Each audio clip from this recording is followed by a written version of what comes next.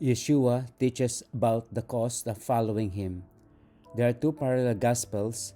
The first one is in Matthew chapter 8 verses 18 to 22. When Yeshua saw the crowd around him, he instructed his disciples to cross to the other side of the lake. Then one of the teachers of religious law said to him, "Teacher, I will follow you wherever you go." But Yeshua replied, "Foxes have dens to live in, and birds have nests, but the Son of Man has no place even to lay his head." Another of his disciples said, "Lord, first let me return home and bury my father." But Yeshua told him, "Follow me now. Let the spiritually dead bury their own dead." The second parallel gospel is in Luke chapter 9 verses 57 to 62. As they were walking along, someone said to Yeshua, "I will follow you wherever you go." But Yeshua replied, "Foxes have dens to live in, and birds have nests, but the Son of Man has no place even to lay his head." He said to another person, "Come, follow me." The man agreed, but he said, "Lord, first let me return home and bury my father." But Yeshua told him, "Let the spiritually dead bury their own dead. Your duty is to go and preach about the kingdom of God." Another said, "Yes, Lord, I will follow you, but first let me say goodbye to my family." But Yeshua told him, "Anyone who puts a hand to the plow and then looks back is not fit for the kingdom of God."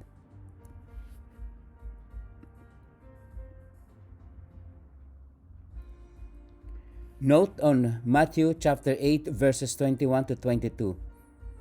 It is possible that this disciple was not asking permission to go to his father's funeral, but rather to put off following Yeshua until his elderly father died.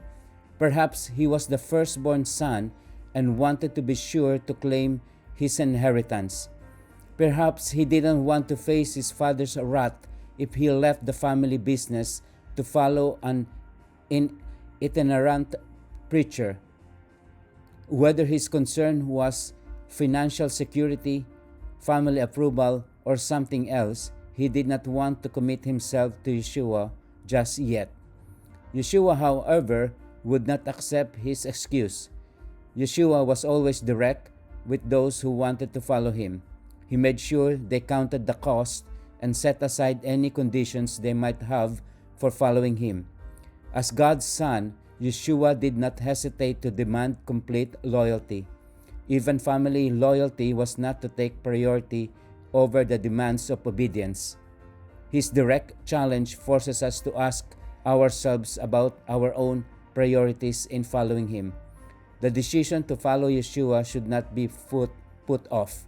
Even though other loyalties compete for our attention, nothing should be placed above a total commitment to living for him. Luke chapter 9 verses 59 note.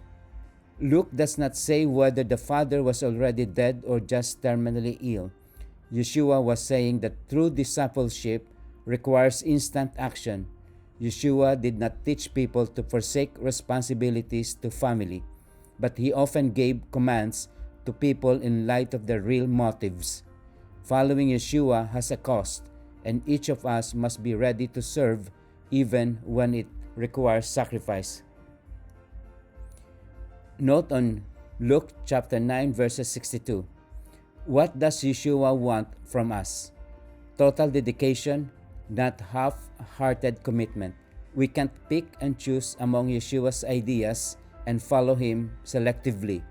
We have to accept the cross along with the crown. We must count the cost and be willing to abandon everything else that has given us security without looking back.